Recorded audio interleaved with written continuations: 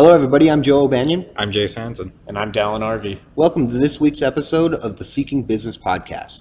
This week, we interviewed Jerry Ropelato, who is the founder and CEO of White Clouds. He's also founded and started many other businesses in his career. This is a great interview that we're excited to share with you. Dallin, what were some of your key takeaways this week? Well, one of the things I definitely wanted to learn from Jerry was his take on the phrase, it's not about what you know, it's about who you know. And his answer really astounded me. I thought that he was going to share the people you know are going to help you succeed. But his answer was really a unique way of looking on it at the quote. I really enjoyed it. I agree with that. I think my biggest takeaway on this, he really emphasized making sure you know what you're getting into. So doing your research, staying on top of what your business is trying to do and how to execute your plan.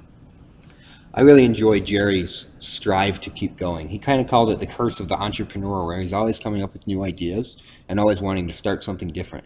I think that's cool and really shows that it takes a certain personality sometimes for this.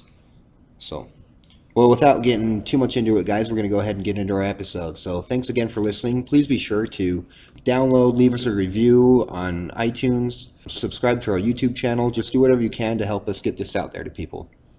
Thanks for listening, guys. Hello, everybody. Welcome back to the Seeking Business Podcast. I'm Dallin. I'm Joe. I'm Jace. And we're here today with a very special guest, Jerry Ropelato, founder and CEO of White Clouds, founded here in Ogden City. When we asked Jerry what his mission statement would be, he gave us an interesting reply that mission statements were kind of overrated. Jerry, would you like to just say why you thought that? Yeah, I just think there's a lot of aspects to the business.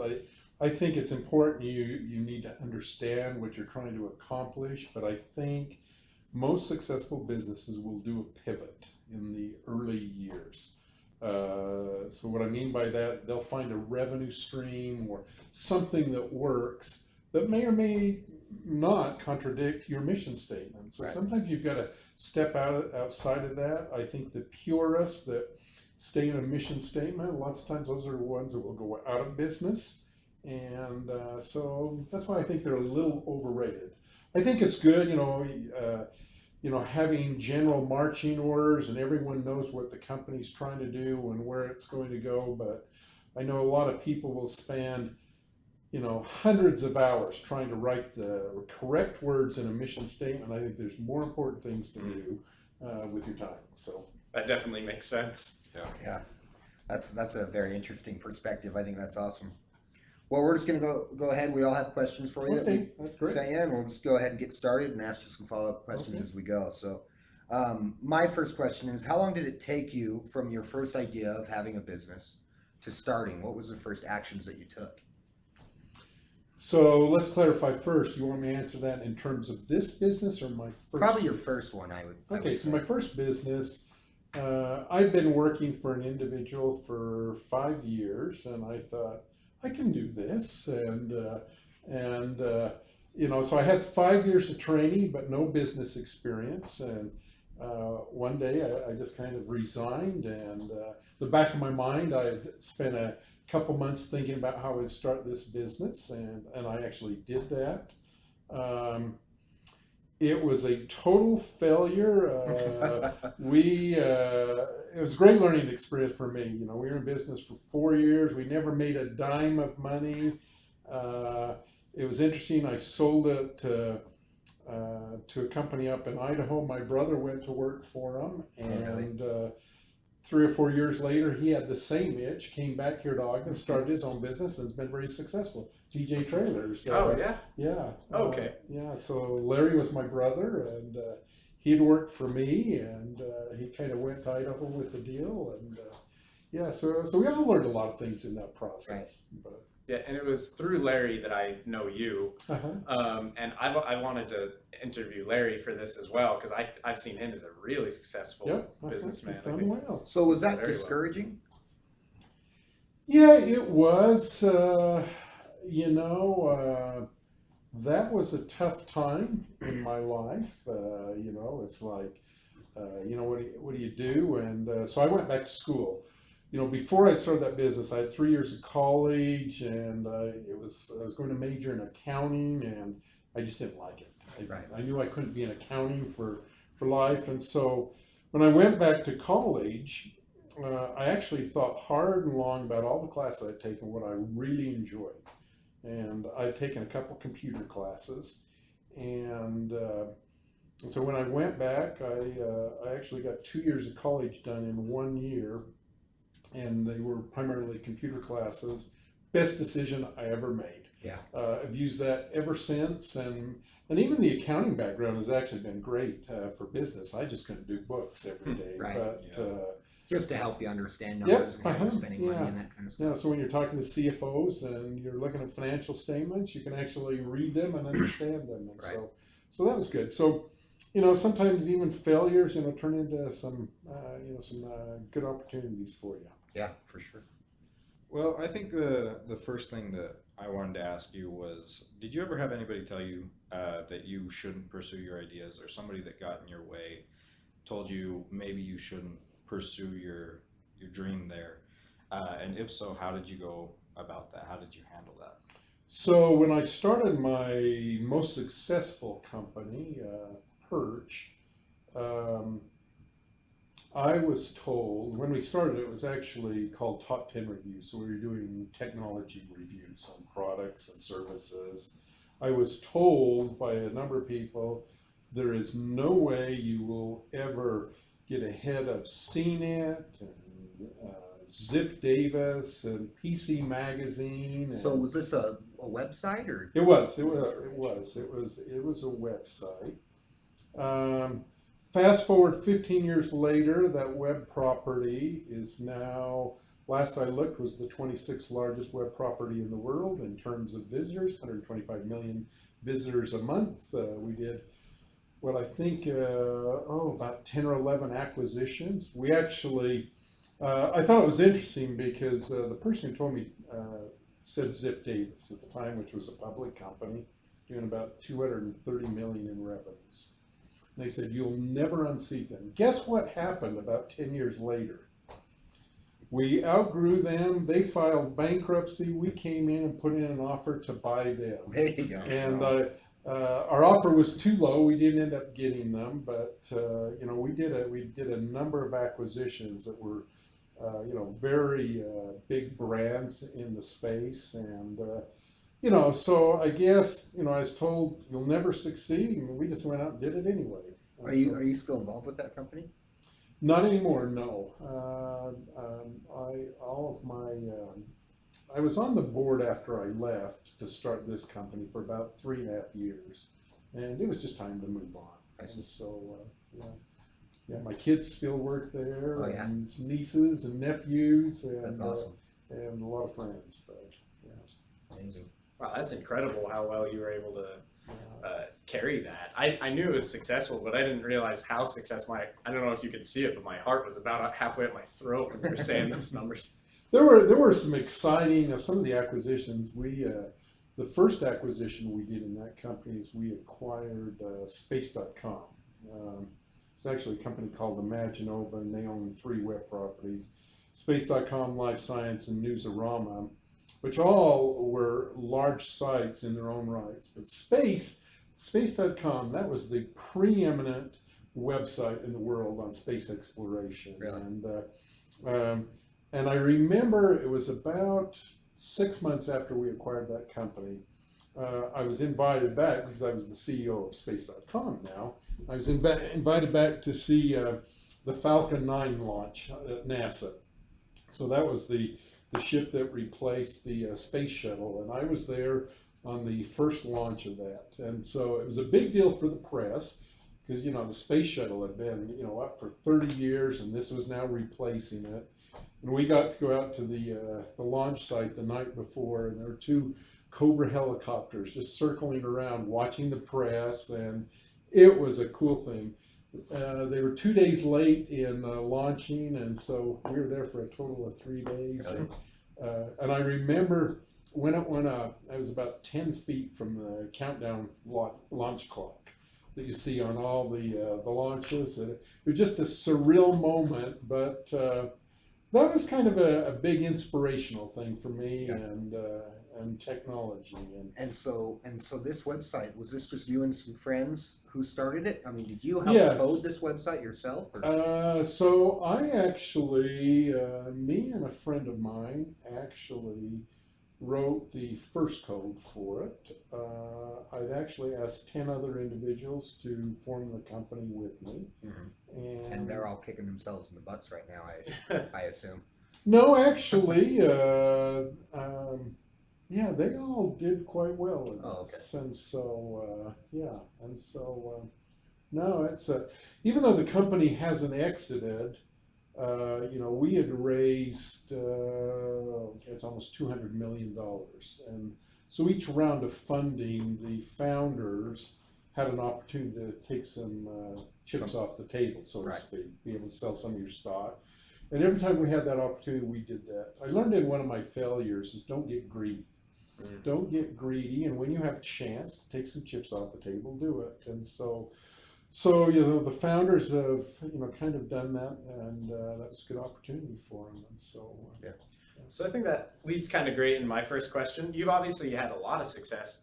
My first question is, what is your first memory of success, and what lessons did you learn from it? Oh, first memory of success.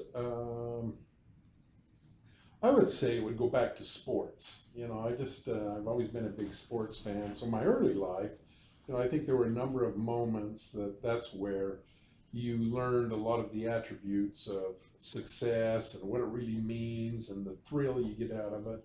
From a business perspective, I would say every business I've had have had moments of success. Whereas, I could argue I've started 8 companies, 5 of them have been successful, and 3 haven't. And but even in the 3 that didn't, there were still moments of success, and there's times where you stop and you think, I hope I never lose this feeling. Right.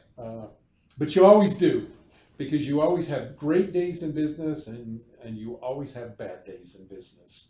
And I've had plenty of both, and it's hard to predict either. So. Yeah, that's awesome. Yeah. So for my next question, which was your strategy to get started and what were your first steps, I think I want to kind of re-gear it. Was the website you guys started, was that right after your first business that didn't work out? No, that was later down. So I'd started an IT consulting company. We'd done really well. We'd grown. I won't give you all the history, but we'd grown to about 250 employees. We had offices in 6 states and on top of the world, and we grew too fast. The Y2K comes along and it just devastated us, and we Right. had to close that business down after 7 years. Hardest thing I've ever done. And so it took me 2 or 3 years to recover from that, and that's when I started Perch. And you learn a lot from your failures, and as we started Perch, there was a lot of planning that went into that. It wasn't just wake up one morning and say we're going to do this. We really thought through how we were going to do that. I think that's one of the things that I learned from that failure was you got to do a lot of planning. And I think most people, when they start businesses, there's kind of a whim in it, and it's like the spur of the moment, and we can do this, so and so did this, we can do this, and I think it's really important to do a lot of planning. But even the best planning, you're still going to miss things, and Right. Just got to work off on your feet. yeah. Awesome. Jumping right into it, that's the story of my life. I guess I could really learn from some planning techniques. So what would your advice be for somebody, they've started a business and they start to become successful? What's a good way for them to gauge when it's time to grow and when they should just hold steady for a while? Let me answer that 2 ways. First of all, I would tell anyone starting a business, don't.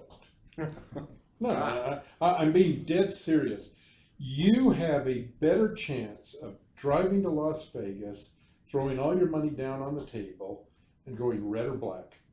in just one hand, one game, you've got a better chance of succeeding than you do in business. I mean, if you look at every step there is in business, so, my first advice to anyone would say, just be careful, just make sure this is really something you want to do. And so the second part of the question, now I forgot your question, let's see. When's it appropriate to grow? When's it appropriate to grow? I had to think about it too. Great You're question. welcome. I think it depends on what type of business. If you're building a lifestyle business, and what I mean by that is a business that you're going to run, you're going to earn a nice salary from it, maybe it turns into a family venture and you're planning on doing this for the rest of your life, I would say growth there is not that critical. You want to take it slow and grow it. If you're trying to exit the business, so you're trying to create a business and you want a big payday at the end, you want to take a round of funding, growth has to be part of your strategy. Right. Because no one is going to invest in you if you haven't got a growth strategy and of how you're going to do that. So I really think you need to identify what type of business you want to start, and there's a lot of businesses that will probably never get purchased by anyone. Even starting a restaurant, you would say, well, someone will buy that restaurant someday. That's not always the case. Matter of fact, if you look at a lot of these family-owned businesses, they've had a little store on the corner. They usually don't get purchased. They usually just go out of business when people get tired of doing it. So I think growth really is tied to more of the type of business, and that'll dictate, how fast and when you want to grow.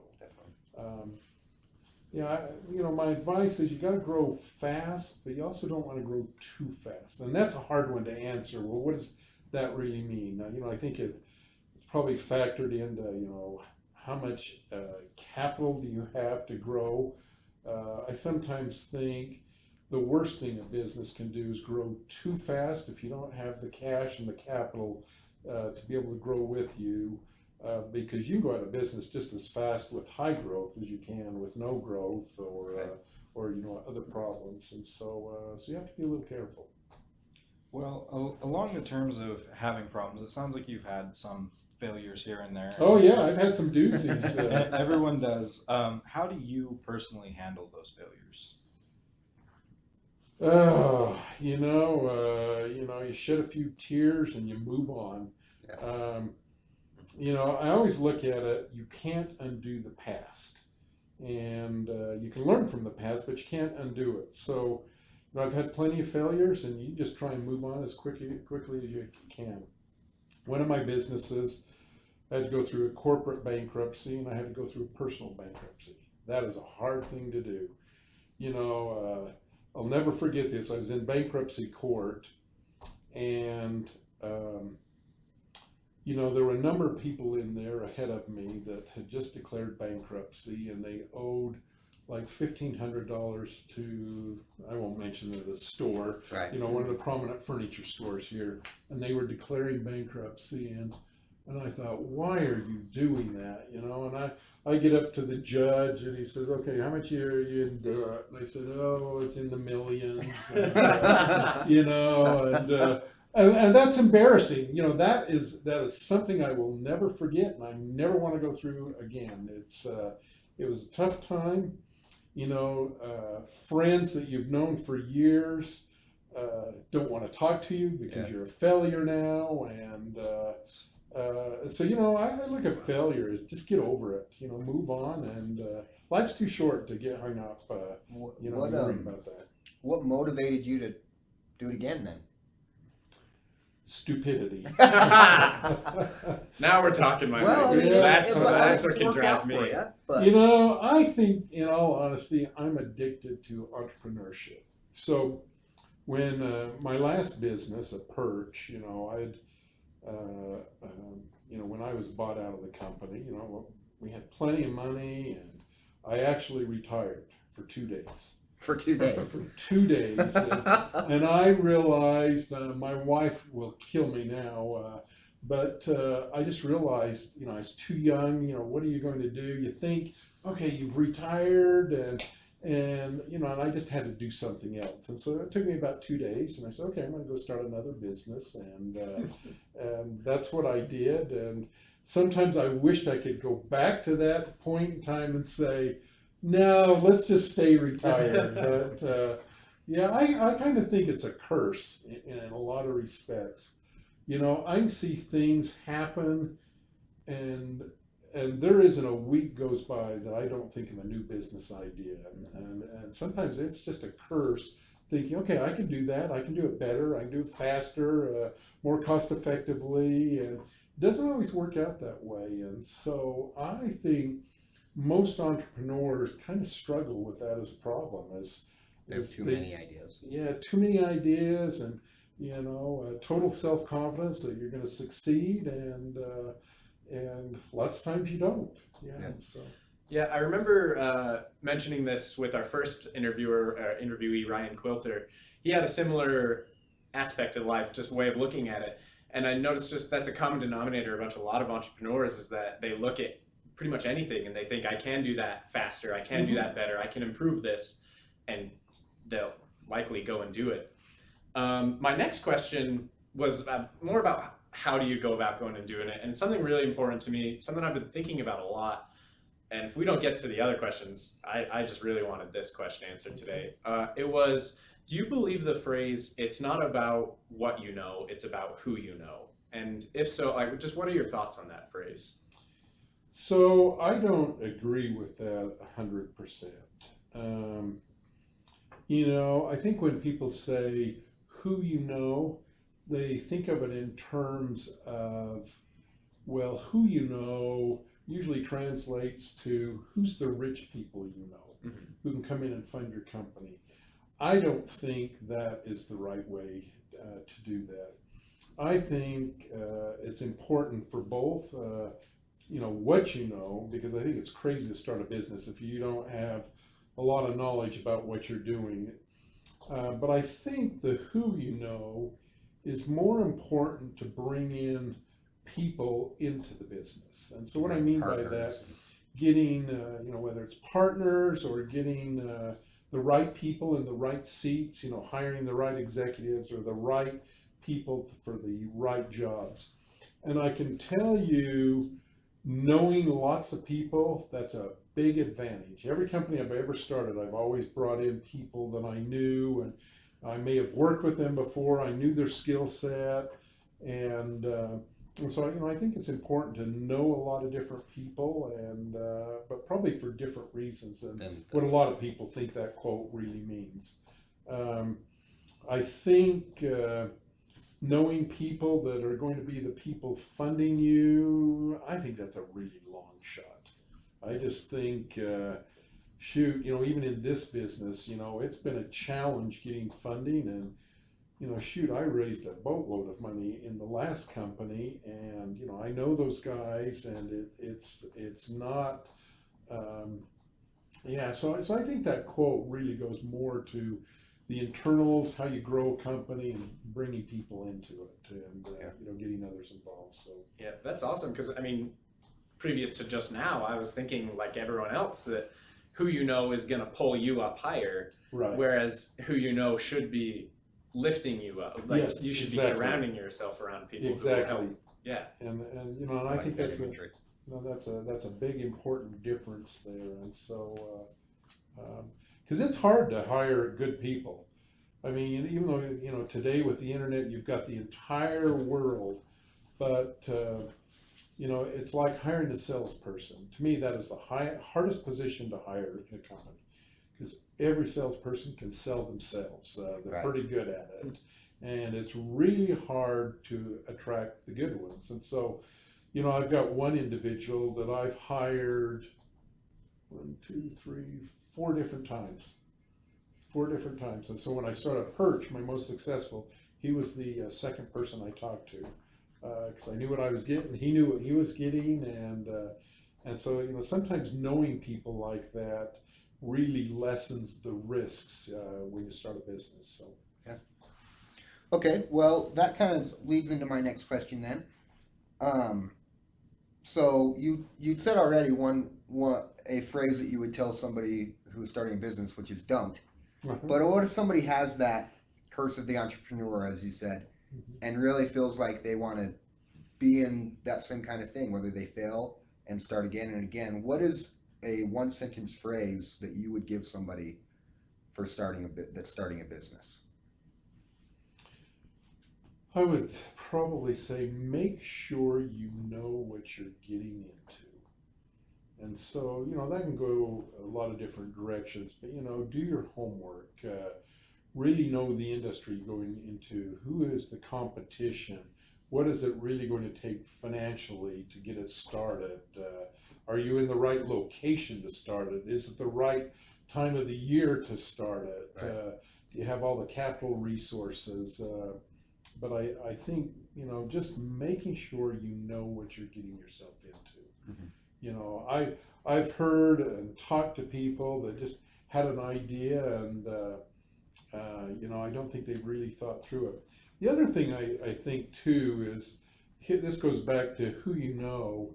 It's nice to know people that you can bounce an idea, you know, bounce the idea to them and see what their feedback is. Yeah. And you don't have to have a business plan, just, someone. And, I have a lot of people that come to me, and sometimes I think they are the dumbest ideas in the world. And it is hard to say, I wouldn't do it. But I've also had some others come to me. I said, great idea. And I said, now here's the challenges I can see. You're going to have to do this. And if you can overcome that, you can overcome this and overcome that third thing, I think you got a real good shot because the idea is great. And so I think it's, sometimes good to have, mentors you can go and talk to and just shoot the idea off. And I think the weirdest thing that I think people starting a business do is they're afraid to share the idea because someone's going to go steal it. That is like the stupidest thing. Well, it shows you have no confidence in Yeah, yourself. it's like, when they want you to sign NDAs, you have nothing. It's just an idea. And so, get some feedback and just make sure you know what you're getting into. I also heard to that point that you can't share the idea because someone else will steal it. Well, if no one else is already doing it, then it's probably a bad idea. Yeah. If no one else is in that field, you probably shouldn't be either. What's interesting is most business ideas, there are very few ideas that someone hasn't thought of or someone hasn't attempted. Occasionally you'll have one, even perch, you go back to it. Technology reviews, those have been around for decades, and we just figured out a better way to do it, and a better way to display the reviews, and build a very successful company after that. And so I sometimes think your ideas usually aren't that unique. Right. So So, have there ever been a time that you've had an idea for an industry that maybe you don't know as intimately? And in that, do you find it advantageous to reach out to people that in that industry professionals that you don't really know, but have you tried to get in contact with them to ask questions, even though you don't have a real connection with them?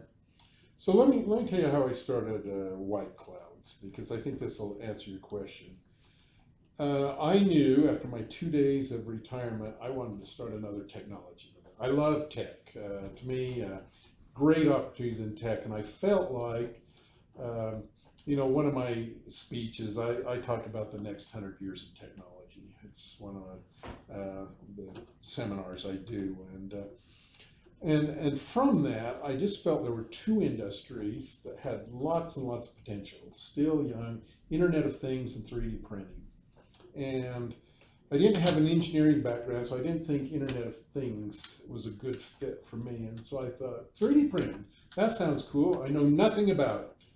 So I thought, how am I going to learn more about this? It's a new industry. I know no one in it. I don't know a single employee that's working for anyone else in the industry. So I hopped a plane. I went to New York, and I went to MakerBot, which seemed to be on top of the world, making these little 3D printers for consumers. So I spent a couple days in their store, I went and talked to some executives, just showed up on their door and said, "Hey, can I pick your brain?" And and so, matter of fact, I remember. I remember I got a cool little bracelet they printed for me, and I actually was meeting another guy at lunch or at dinner that night, and I showed him this bracelet, and I said, "Isn't this cool? This was built by a machine that took about 5 minutes." He said, "What a piece of garbage that is." And it really kind of woke me up and said, "Okay, what am I getting myself into?" So I spent literally the next probably 3 months trying to read everything, learn everything I could about it. Who were the players in the field? Where was I going to buy equipment? And that's what I did. Is I spent about 3 months doing that, and so sometimes it's just a lot of research, to do that, and so. Yeah, we all three of us actually stumbled into a CAD drafting course when we were in high school and fell in love with 3D printing ourselves. So That's super cool. That's Worked why I out had first pretty good. interest in your business. And Yeah. now White Clouds is the largest collection of 3D printers in the world. It's pretty impressive. Yeah. You clearly know a lot about it now, or hopefully. It's been an obsession of ours since Yeah, we were we've done a lot sophomores, of so- things right. We've done a lot of things wrong in this, and I really mean that very seriously. We have put a lot of money into this. If I knew now what I knew today, I probably wouldn't have started the company. Really? Yeah, it literally took us. Remember how I talked about the pivots? We did our pivot 4.5 years into this business, and I wish we had done that, 5 years ago. Yeah. But it's been an expensive business, and I like where we're at today. Though I think we're doing some really cool things, and we figured out a financial model that's going to work. And we didn't have that the first 4.5 years. Yeah. And so. Do you think it's advantageous then, after a company has been established, a year, maybe 2 in, that people should get in a room together and make sure that the direction they're going in is the correct one, or if they need to make that pivot? Yeah, I think that's always an ongoing thing. I mean, you can look at financials and this is not going anywhere, but you have to have a belief that what you're doing, you can see that, okay, if we do this and this and this, we can get there. And sometimes, there just comes a point in time where you can't get there. Right. And it's like, okay, we've tried everything, it didn't work. So what do we do? Do we close down the business or do we pivot? And I think that at that moment in time, you have to stop and say, what has worked and what hasn't? And sometimes you've got to take a major pivot and step back and say, just scrap part of this. And when we went through our pivot in this business, that's exactly what we did. We actually dropped a significant amount of revenue, but it was such low margin revenue, it just didn't make sense. And so we actually took a step back, and it was a very positive thing for us. We got more focused as a business, and I just wish we had done that years ago. And, it's easy to be a Monday morning quarterback and Right. Look back and see what you did wrong. Right. So. Well, do you ever feel like you've stretched yourself too thin, tried to do too many things at once, and do you feel like that's ever advantageous to do that?